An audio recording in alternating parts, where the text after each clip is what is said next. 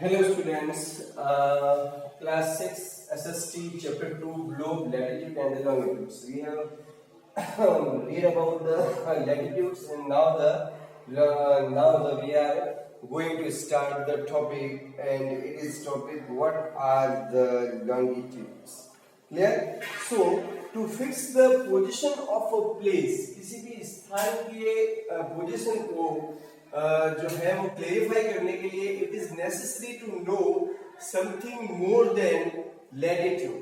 तो हमें लैटिट्यूड के अलावा भी कुछ ऐसी इंफॉर्मेशन चाहिए. और you can see for example, और आप ये चीज को कैसे समझेंगे? You can see for example that Tonga island in the Pacific Ocean, जो कि पैसिफिक ओशन में प्रशांत महासागर में है. And the first is the Pacific Ocean and the second is the Mauritius island in the Indian Ocean, जो कि Indian Ocean के अंदर है. Are situated on the same latitude, जो कि एकदम सेम लैटिट्यूड पर स्थित है. अब जब वो सेम लैटिट्यूड पर स्थित है तो आप क्या करेंगे? एक तो साउथ में है, ठीक है, और एक हो सकता है नॉर्थ में है, जो कि नॉर्थ में है. Clear? So now in order to locate them the precisely we must find out how far east और west these places are from the given line to the reference running from the north pole to the south pole.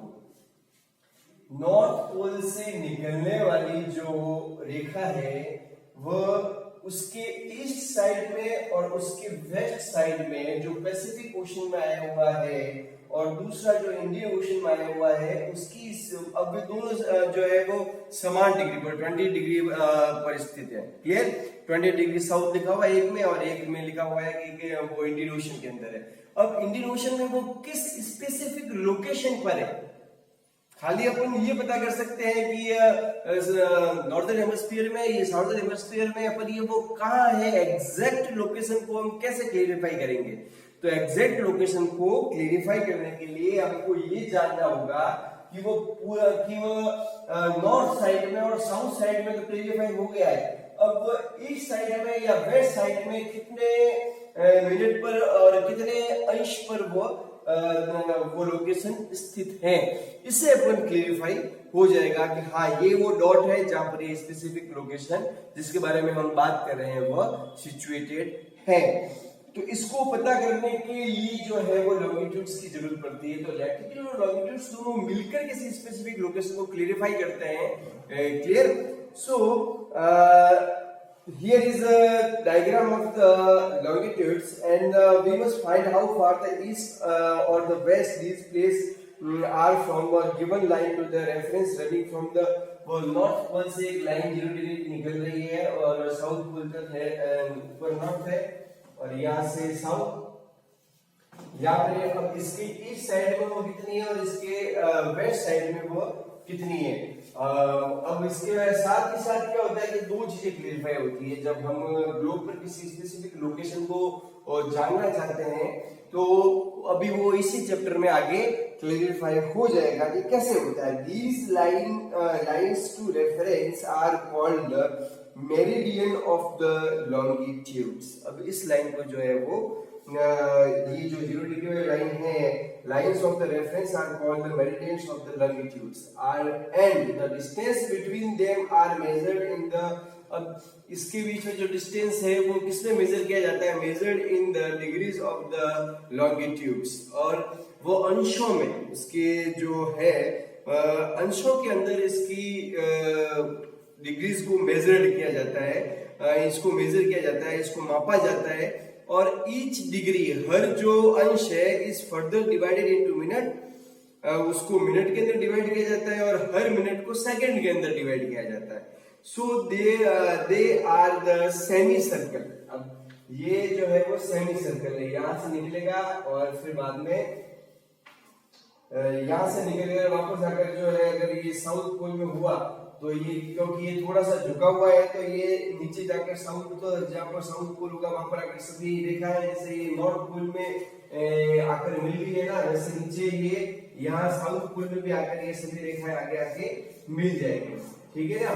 सो अब इससे होगा क्या, इससे ये होगा कि each degree is further divided into minute and then second and they are the semi circle, ये एक आधा सर्कल है, क्लियर, पूरा सर्कल नहीं है, ऐसे नहीं है पूरा circle, they are the semi circle and the distance between them decrease the steadily polwards, जैसे जैसे ये नॉर्थ पोल या साउथ पोल की तरफ बढ़ते हैं वैसे वैसे जो है वैसे वैसे इनकी बीच के अंदर, उनके बीच का जो गैप है वो धीरे धीरे घटता जाता है और एक निश्चित बिंदु पर आने पर वो क्या हो जाते हैं, मिल जाते हैं, clear.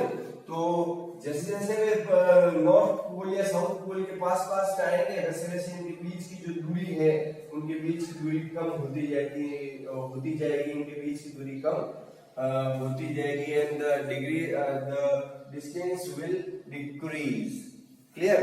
So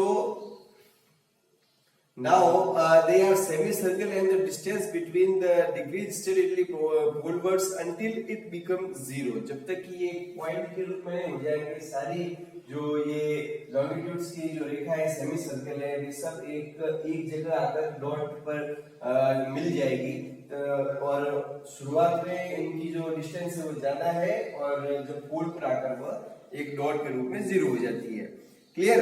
So they are the semicircle, distance between them decrease steadily polwards until becomes zero at the pole where all the meridians meets, जहाँ पर सारी मेरिडियंस लाइंस जो है वो एक दूसरे से मिल जाती है, चाहे वो नॉर्थ पोल हो चाहे वो साउथ पोल हो।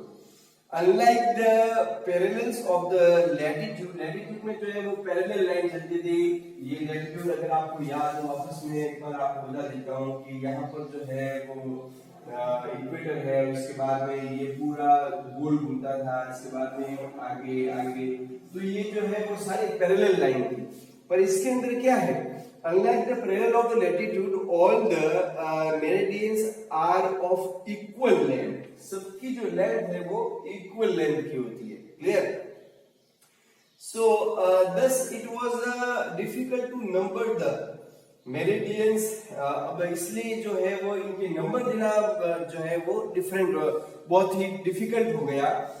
तो अब इसका हेंस ऑल कंट्री डिसाइडेड, सभी प्रमुख सभी जो देश है उन्होंने ये डिस्कस किया इसके बारे में कि इसको किस तरह से क्लेरिफाई किया जाए।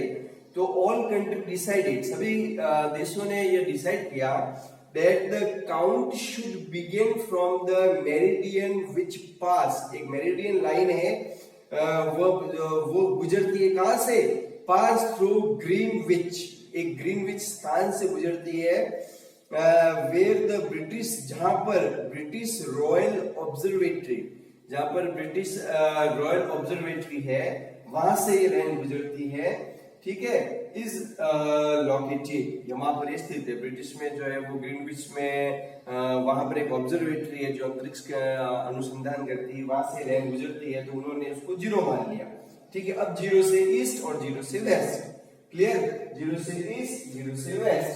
सो now this meridian is called the prime meridian, अब इसको प्राइम मेरिडियन कहा जाता है।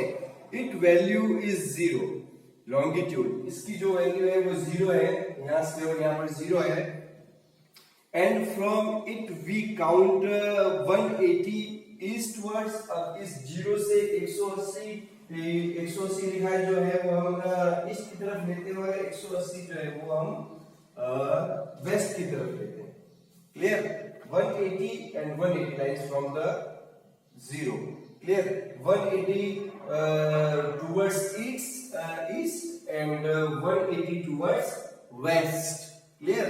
So 180 and the prime meridian and 180 meridian divided, अब क्या है कि प्राइम मेरिडियन मतलब कि ये जो प्राइम मेरिडियन अभी हमने डिसाइड किया था, जो कि ब्रिटिश ऑब्जर्वेटरी में से गुजरती है ग्रीनविच रेखा वह, और 180 की जो मेरिडियन लाइन है वो अर्थ को दो भागों में, वर्टिकल दो भागों में डिवाइड करती है, ठीक है। So the prime meridian and the 180 meridian divided earth into two equal heavens. The एक तो हो गया द ईस्टर्न हेमिस्फीयर, ये हो गया ईस्टर्न हेमिस्फीयर, ये जीरो के इस साइड में ईस्टर्न हेमिस्फीयर, और दूसरा हो गया and the east and west for the western hemisphere. It is however interesting to note that 180 east and 180 west meridian are on the same line. अब 180 degree वाली जो रेखा है, भले वो ईस्ट की हो और भले ही वो वेस्ट की हो, वो सेम लोकेशन पर ही स्थित है। ये जानना बहुत इंटरेस्टिंग है। और अभी इसको वापस मैं आपको क्लियरिफाई कर देता हूँ एक बार कि लॉन्गिट्यूड के अंदर क्या होता है कि केवल अगर अपन को जो है वो लैटिट्यूड ही पता है और ये इक्वेटर है, और एक अगर ये कहा जाता है कि 20 डिग्री साउथ पर और 20 डिग्री नॉर्थ पर कोई एक स्पेसिफिक लोकेशन है, वो लोकेशन आपको शो नहीं की हुई है, और वो 20 डिग्री पर है, वो दोनों एक लोकेशन है जो 20 डिग्री साउथ पर सिचुएटेड है। तो आप स्पेसिफिक अब ये 20 डिग्री को आपने मार्क कर लिया, अब ये साउथर्न हेमिस्फीयर में है, पर 20 डिग्री में ये यहाँ पर है, यहाँ पर है, यहाँ पर है, यहाँ पर है, यहाँ पर है, यहाँ पर है, कौन सी जगह पर, उसको आप जो है वो क्लियरिफाई नहीं कर पाएंगे। तो क्लियरिफाई कैसे होगा? जब दो चीजें आपस में क्रॉस हो कि हाँ ये वो बिंदु है, ये वो टारगेट है, it is the point where you are finding for, this is the point you are finding for, it means two lines on a specific points must be clarified. So this would be happen by the help of the latitudes and the longitudes. अब ये हो सकता है जब दो रेखा आपस में मिले और किसी भी स्थान को अपन को डॉट या पॉइंट के रूप में बताया कि हाँ ये स्थान वह है। Clear? So now further now look at the grid। अब आप इस ग्रिड को देखिए जो फिगर 2.6 में दे रखी है, जिसके अंदर जो है वो लॉन्गिट्यूड और लैटिट्यूड्स जो है वो दोनों दे रखे हैं। क्लियर?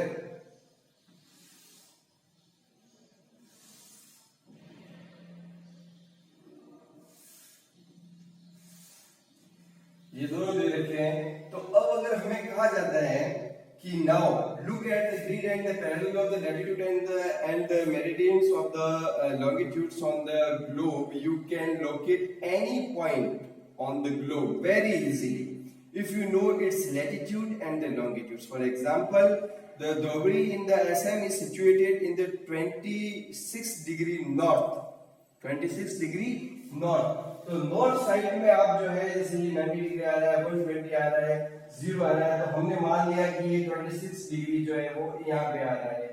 तो या फिर हमने मान लिया 26 डिग्री यहाँ पे, 26 डिग्री नॉर्थ में ये यहाँ पे आ रहा है। क्लियर? 26 डिग्री नॉर्थ अब यहाँ पे क्यों आ रहा है? क्योंकि 26 degree north latitude and 90 degree east latitude और 90 डिग्री ईस्ट लैटिट्यूड में आ रहा है, तो ये स्थान हो गया गलत। क्यों? क्योंकि वापस इसने रेफरेंस में दो चीजें दी है। एक तो उसने ये दिया है कि साथ में उसने लॉन्गिट्यूड को भी क्लियरिफाई किया है और लैटिट्यूड को भी क्लियरिफाई किया है। तो यहाँ पर 26 डिग्री की 26 डिग्री वाली जो लॉन्गिट्यूड्स वाली लाइन है वो गुजरेगी, और जहां से 26 डिग्री वाली जो है वो लॉन्गिट्यूड और लैटिट्यूड्स की दोनों लाइन गुजरेगी, वहां पर ये दोनों क्या होगी? आपस में क्रॉस हो जाएगी। वहां पर ये आपस में क्या हो जाएगी? क्रॉस हो जाएगी और वो स्पेसिफिक लोकेशन अपन को मिल जाएगी। ठीक है? So now the 26 degree north latitude and 90 degree east longitude, find out the point where these two lines cut each other, clear? ये cut each other, यहाँ पे ये दो सब ये सारी लाइंस जो है वो एक दूसरे को काट रही है। अब यहाँ पर भी समझना थोड़ा मुश्किल है, तो इसको अपन क्या करेंगे कि एक पेपर के ऊपर लाइन ड्रॉ करेंगे। तो ज्यादा समझ में आएगा आराम से। सो find out the point where these two lines cut each other. The point will be located of the dhawri. अब इस तरह से जो धवरी का जो लाइन है वो स्पेसिफाइड हो जाएगी। So to understand this clarified, draw equalistic vertical. अपन जो है वो वर्टिकल लाइन का सहारा लेते हैं।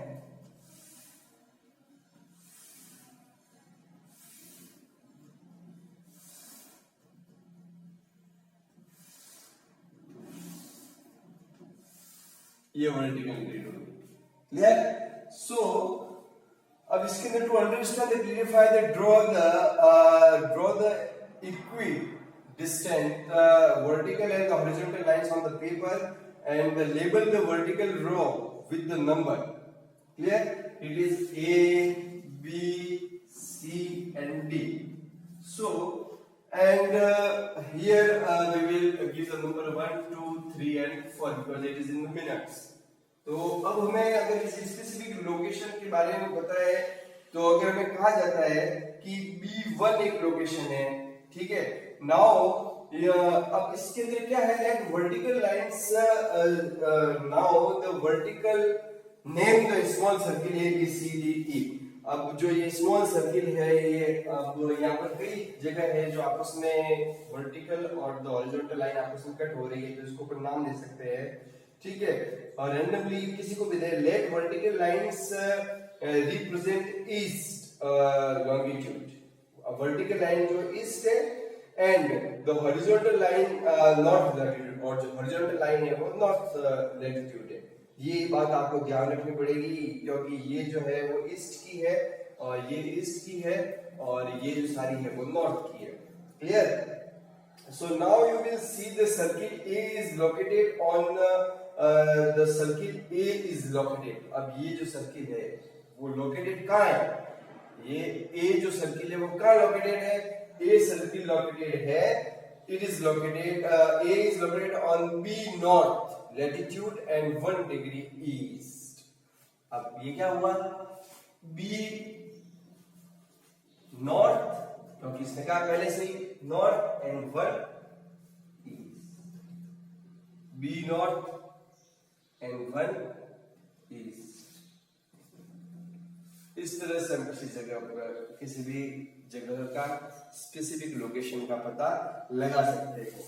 किसी भी आप कोई भी रैंडमली ले लीजिए, जब आपको कहा जाए कि ये जो हॉरिजॉन्टल लाइन है वो नॉर्थ है और वर्टिकल ईस्ट है, तो ये अपन ने डी पॉइंट ले लिया, तो डी पॉइंट का लोकेशन क्या हो गया कि सी नॉर्थ एंड 1 ईस्ट, क्योंकि ये ईस्ट को रिप्रेजेंट कर रही है, ये लाइन ईस्ट को रिप्रेजेंट कर रही है, ये नॉर्थ को रिप्रेजेंट कर रही है। तो सी जो ये जो डी पॉइंट है, ये डी पॉइंट है, ये डी पॉइंट कहाँ का आया हुआ है, डी पॉइंट की लोकेशन क्या है, डी पॉइंट की जो लोकेशन है वो C north and C north and 3 east, clear. So here is the minute and here is the degree. तो इस तरह से अपन इसका पता लगा सकते हैं, clear. Find out the location of the other circles. अब बाकी सर्कल्स की लोकेशन का भी आप पता लगाकर एक बार आप ट्राई कर सकते हैं। फिर बाद में कल अपन जो है वो लॉन्गिट्यूड एंड टाइम्स के बारे में पढ़ेंगे and why do we have the standard time, clear.